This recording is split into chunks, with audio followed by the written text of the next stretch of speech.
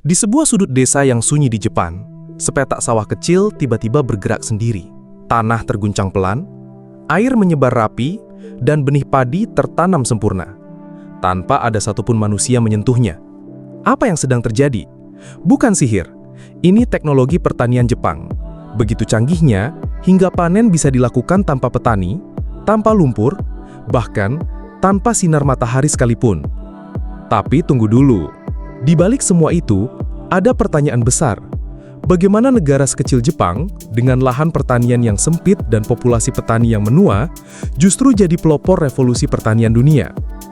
Jangan lupa klik like dan subscribe, karena kami akan terus menyajikan fakta-fakta tak terduga di balik kehidupan nyata. Banyak orang tak percaya bahwa salah satu negara dengan pertanian paling efisien di dunia adalah Jepang. Padahal, jika kita lihat peta, sebagian besar wilayah Jepang adalah pegunungan terjal. Lebih dari 70% lahannya tidak bisa dipakai untuk pertanian. Bandingkan dengan negara seperti Indonesia atau Amerika, yang punya dataran luas, membentang dari barat ke timur, Jepang justru seperti dicekik oleh keterbatasan geografis. Namun, hasil pertanian mereka tetap tinggi. Bahkan di beberapa wilayah, produksi padi Jepang bisa mencapai lebih dari 6 ton per hektar, angka yang lebih tinggi dari rata-rata negara berkembang. Apa rahasianya?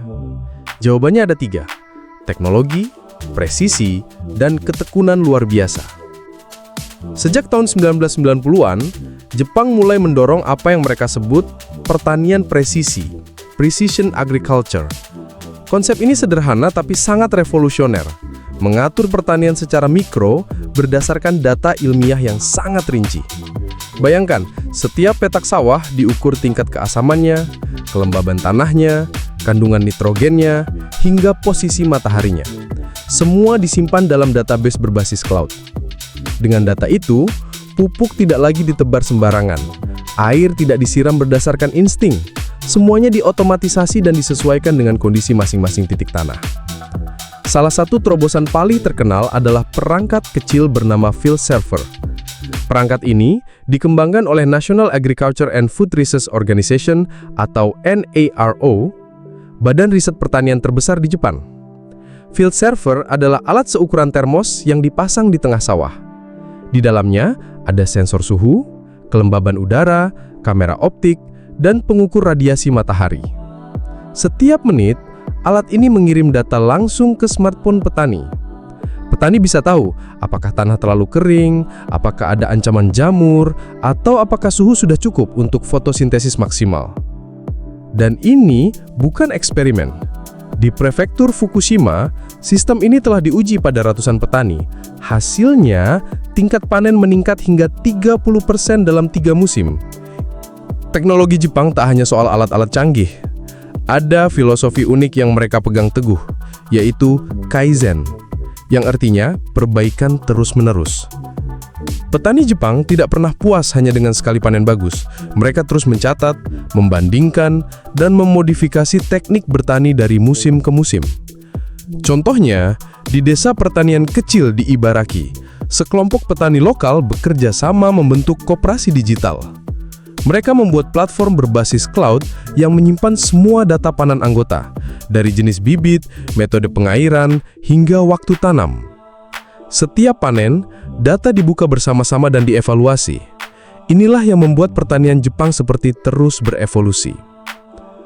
Satu hal yang juga menarik adalah meskipun petaninya makin tua, rata-rata berusia di atas 67 tahun, mereka tetap produktif. Itu karena pemerintah Jepang menciptakan ekosistem pertanian yang mendukung, mulai dari subsidi peralatan pintar, pelatihan teknologi digital, hingga aplikasi ramalan cuaca khusus petani. Di kota-kota kecil seperti Kumamoto dan Miyagi, para lansia ini dibekali ponsel pintar dengan aplikasi pertanian sederhana, huruf besar, icon jelas, dan fitur berbicara otomatis. Mereka bisa cek cuaca esok, jadwal pupuk otomatis, bahkan minta drone disemprotkan dari jarak jauh. Ini bukan cerita fiksi, ini kenyataan Jepang hari ini. Dan jika kamu berpikir itu semua hanya untuk skala kecil, tunggu dulu. Jepang punya ambisi besar. Melalui proyek Smart Agriculture Demonstration Project, Jepang ingin menjadikan setiap ladang sebagai unit produksi independen berbasis teknologi. Artinya, setiap petani bisa bertani layaknya manajer pabrik. Mereka tidak lagi bergantung pada tenaga kerja fisik, melainkan data, mesin, dan efisiensi. Ini penting, karena Jepang menghadapi krisis tenaga kerja pertanian yang serius. Dalam 20 tahun terakhir, jumlah petani menyusut lebih dari 60%. Namun bukan namanya Jepang jika tidak siap menghadapi tantangan. Sejak 2020, pemerintah mulai menyiapkan insentif bagi anak muda untuk ikut bertani lewat sistem agri-startup. Alih-alih bertani dengan cangkul, anak muda Jepang justru datang dengan drone, sensor, dan dashboard. Mereka bertani seperti bermain game simulasi, tapi hasilnya nyata. Dan inilah yang membuat pertanian Jepang tetap hidup. Mereka tidak melawan perubahan, mereka merangkulnya. Jadi, meskipun lahannya sempit dan jumlah petaninya terus menurun, Jepang justru berhasil menciptakan sistem pertanian yang lebih efisien, presisi, dan tangguh dibandingkan banyak negara besar lainnya. Satu ladang kecil di Jepang bisa menghasilkan lebih banyak dari 1 hektar sawah tradisional di banyak negara.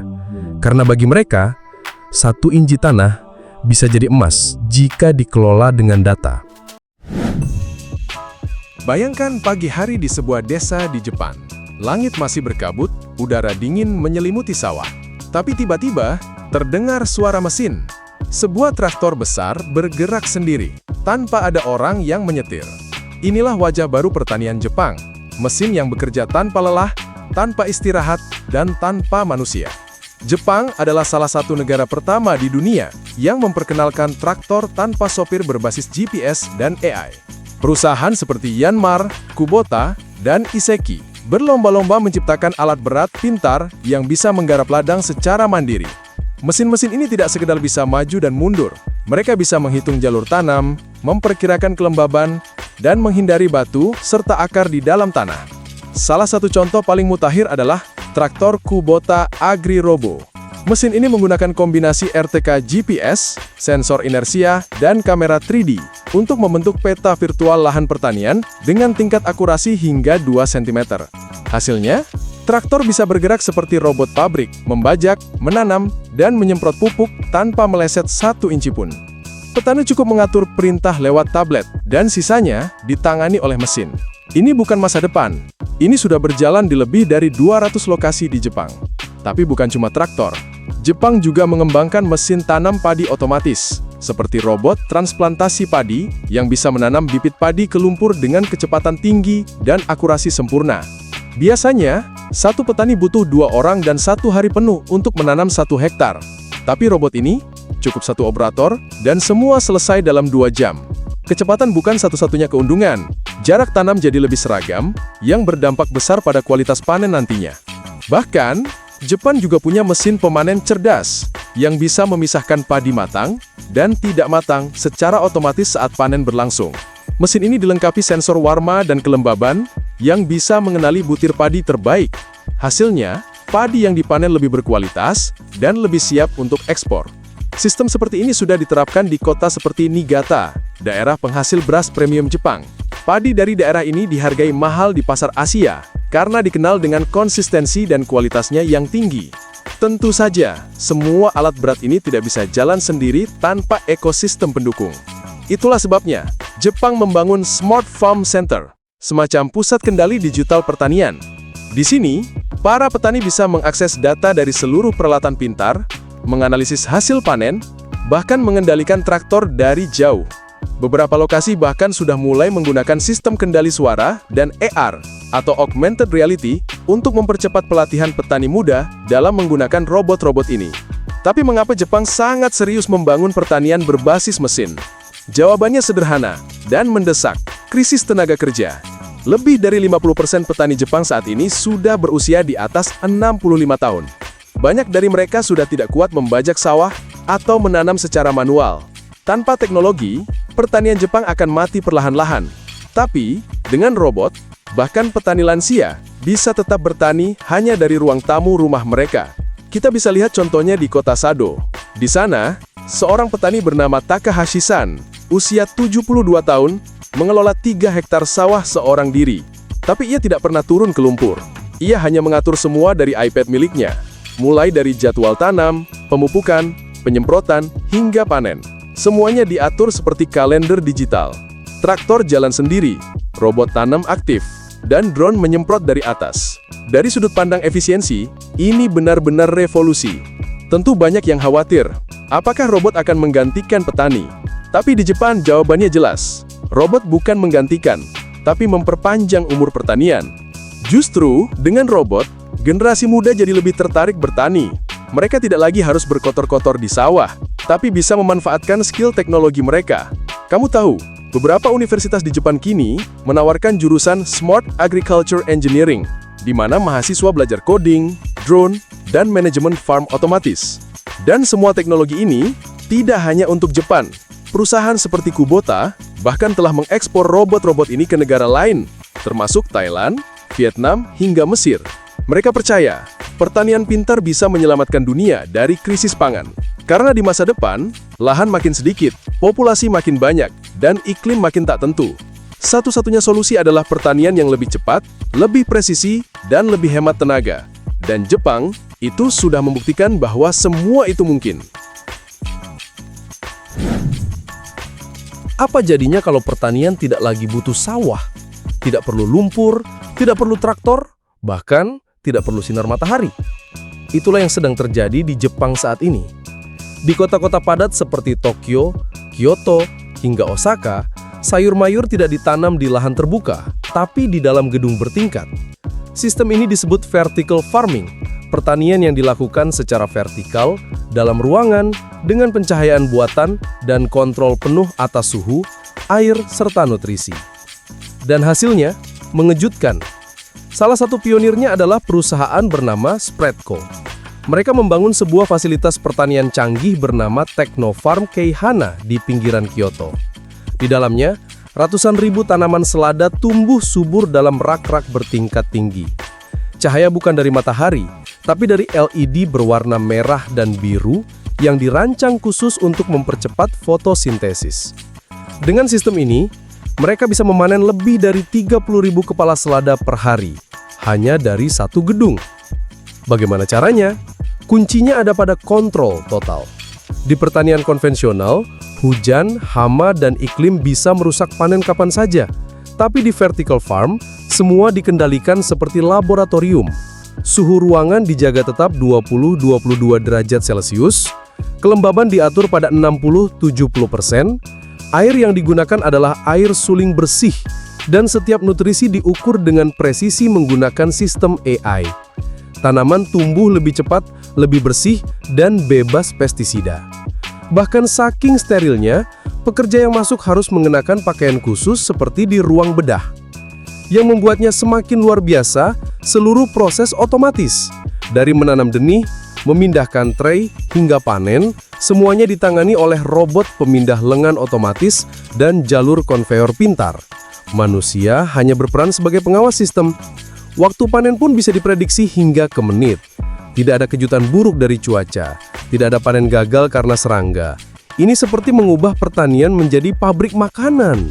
Dan Jepang tidak berhenti di situ. Mereka mulai mengembangkan Plant Factory with Artificial Lighting, PAFL, pabrik tanaman dengan lampu buatan. Konsep ini lebih dari sekedar vertical farm. PAFL menggabungkan kecerdasan buatan, rekayasa genetika, dan sistem pengontrol CO2 untuk menciptakan lingkungan pertumbuhan super cepat. Dalam 1 tahun, tanaman seperti bayam, tomat, atau stroberi bisa dipanen hingga 10 kali lipat lebih banyak daripada di ladang biasa. Dan menariknya, mereka hanya butuh sekitar 1/10 air dari pertanian tradisional. Masalah lingkungan hampir nol, karena sistem ini tidak mencemari tanah, tidak mengganggu ekosistem luar, dan tidak menggunakan pestisida. Bahkan airnya bisa didaur ulang 100%. Beberapa startup Jepang bahkan mengintegrasikan sistem biogas dan tenaga surya, sehingga seluruh proses bisa netral karbon, sesuatu yang sangat penting di era krisis iklim global. Tapi pertanyaan besar muncul, apa bisa sistem ini menggantikan pertanian konvensional? Jawabannya, belum sepenuhnya. Sistem ini masih cocok untuk tanaman daun seperti selada, bayam, dan herba kecil. Untuk padi dan gandum, tantangannya masih besar karena ukuran dan kebutuhan ruang yang tinggi. Tapi jangan salah, Jepang sudah mulai bereksperimen dengan padi indoor. Di beberapa universitas seperti Chiba dan Tsukuba, ilmuwan mencoba menanam padi dalam pot besar yang dipaparkan LED spektrum panjang. Hasilnya masih tahap awal, tapi potensinya luar biasa. Dan ada sisi menarik lainnya. Pertanian vertikal ini tidak hanya muncul karena kemajuan teknologi, tapi juga karena kebutuhan ruang di kota. Populasi urban Jepang semakin padat, lahan untuk bertani semakin sempit, maka satu-satunya jalan adalah membawa ladang ke dalam kota secara harfiah. Nah, kini supermarket besar seperti Aeon dan Lawson di Tokyo bahkan membangun mini vertical farm di dalam toko mereka. Konsumen bisa lihat langsung sayur tumbuh di rak belakang, lalu membeli saat panen. Lebih segar, lebih lokal, dan tidak butuh distribusi panjang. Dan tahukah kamu, Jepang juga mulai menggunakan sistem ini untuk bencana dan darurat. Dalam situasi seperti gempa bumi atau tsunami, pasokan makanan sering terputus. Maka Plant Factory bisa jadi solusi, karena bisa didirikan cepat, di tempat tertutup, dan tidak tergantung alam. Bahkan, Badan Antariksa Jepang, JAXA, sedang merancang versi Plant Factory Mini untuk stasiun antariksa. Ya, sayur Jepang bisa jadi makanan astronot masa depan. Semua ini menunjukkan satu hal penting. Jepang tidak hanya ingin menciptakan pertanian canggih, tapi mereka ingin membentuk ulang cara manusia memproduksi makanan. Dari luar, ini mungkin tampak seperti eksperimen aneh, tapi di dalamnya tersembunyi modal pertanian masa depan yang bisa beroperasi tanpa musim, tanpa hujan, tanpa lumpur. Sebuah sistem yang bisa ditanam di mana saja, bahkan di tempat tanpa matahari. Langit Jepang kini bukan hanya tempat awan dan burung-burung beterbangan, tapi juga dipenuhi oleh mata-mata kecil yang bekerja untuk pertanian. Drone, satelit, dan sensor udara. Sistem ini bukan sekadar gaya-gayaan futuristik. Ini adalah revolusi besar dalam cara manusia melihat dan mengelola tanaman. Ceritanya dimulai pada awal tahun 2010-an, saat beberapa startup Jepang mulai memodifikasi drone pertanian untuk menyemprot pestisida secara efisien di area yang sulit dijangkau. Tapi inovasi itu berkembang sangat cepat. Kini, drone di Jepang tidak hanya menyemprot, mereka mengamati, menganalisis, dan mengambil keputusan. Drone dilengkapi dengan kamera multispektral dan thermal yang bisa membaca tanda-tanda tanaman yang stres, kekeringan, atau terinfeksi hama, bahkan sebelum gejalanya terlihat oleh mata manusia. Ambil contoh drone buatan Nileworks, sebuah perusahaan teknologi pertanian Jepang. Drone ini terbang rendah, hanya sekitar 30 hingga 50 cm di atas tanaman. Dengan presisi tinggi, ia mampu menyemprot pestisida hanya pada area yang terindikasi sakit, bukan keseluruhan ladang. Artinya apa? Penghematan pestisida hingga 90%, lingkungan lebih aman, dan biaya operasional petani menurun drastis. Teknologi ini disebut sebagai Variable Rate Application, sistem semprot selektif berdasarkan data real-time. Tapi bagaimana drone bisa tahu mana tanaman yang sehat dan mana yang bermasalah? Jawabannya ada pada Artificial Intelligence. Drone Jepang kini terhubung dengan server berbasis cloud yang memproses gambar ladang dan menganalisis pola warna daun, suhu permukaan tanah, hingga kadar klorofil tanaman. Data itu dikirim dalam bentuk peta digital. Petani tinggal membuka ponsel, melihat peta ladang, berwarna. Hijau berarti sehat, merah berarti masalah. Dalam waktu kurang dari 1 jam setelah terbang, petani sudah tahu bagian mana yang harus segera ditangani.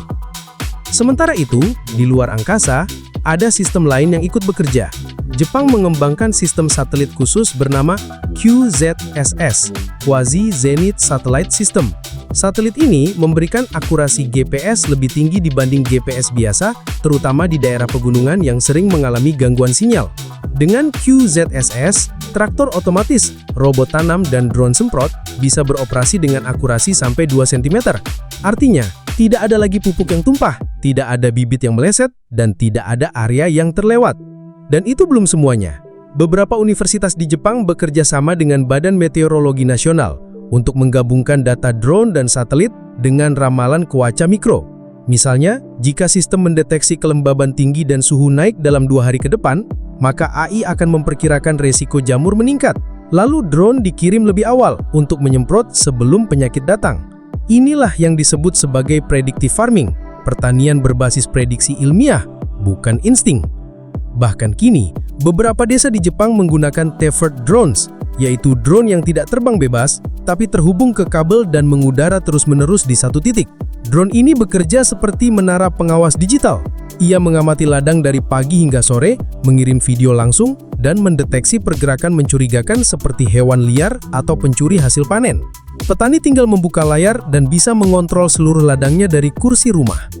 Lebih jauh lagi, Jepang juga mulai menerapkan sistem digital twin farm, yaitu membuat kembaran digital dari ladang nyata. Semua data dari drone, traktor, satelit, dan sensor tanah dikumpulkan, lalu divisualisasikan dalam bentuk ladang digital 3D yang bisa dipantau dan dimanipulasi. Petani bisa memutar ulang musim tanam sebelumnya, mengubah variabel, dan memprediksi hasil panen di masa depan. Ini bukan sekadar data, ini adalah simulasi lengkap yang membuat pertanian terasa seperti bermain game strategi. Semua ini membuat satu hal sangat jelas. Langit bukan lagi batas pertanian. Langit justru jadi sekutu terpenting. Dengan drone, satelit, dan AI, pertanian Jepang bergerak ke arah yang benar-benar baru, lebih cerdas, lebih cepat, dan lebih responsif terhadap perubahan alam. Dan di tengah dunia yang menghadapi krisis pangan dan iklim ekstrim, Jepang membuktikan bahwa teknologi bisa membuat ladang tak lagi bergantung pada keberuntungan cuaca. Tapi tunggu dulu, kita sudah melihat mesin, robot, gedung vertikal, dan pengawasan udara. Pertanyaannya sekarang, siapa yang menjalankan semua ini?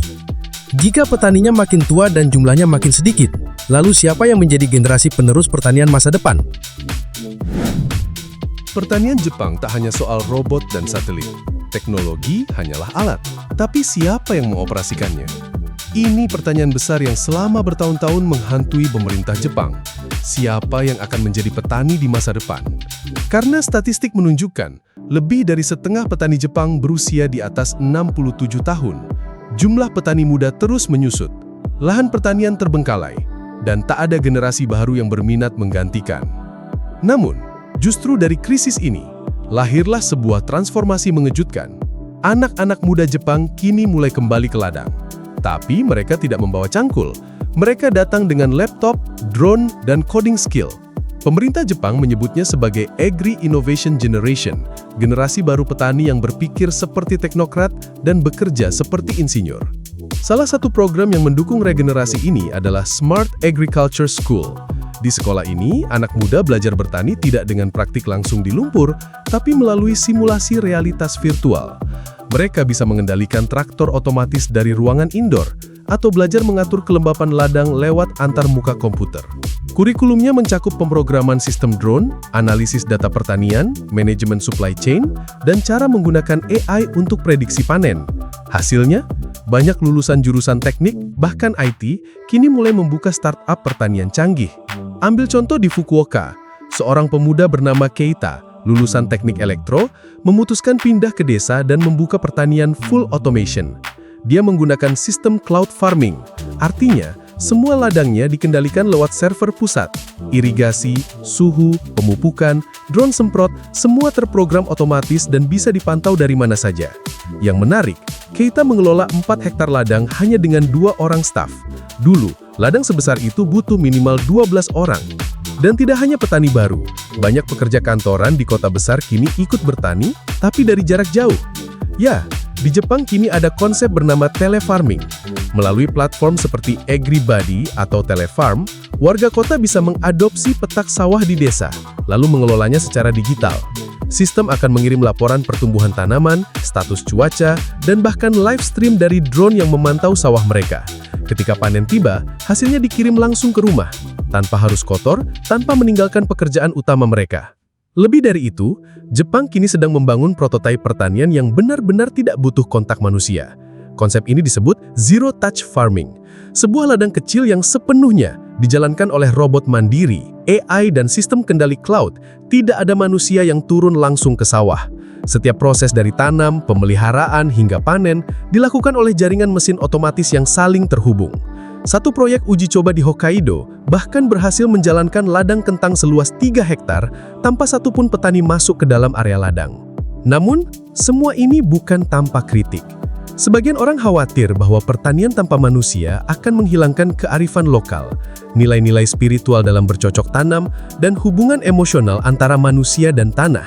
Tapi generasi muda Jepang menjawabnya dengan cara yang unik. Beberapa startup kini mencoba menggabungkan budaya pertanian tradisional dengan teknologi tinggi. Misalnya, ada proyek Digital Tanbo Matsuri, festival sawah digital.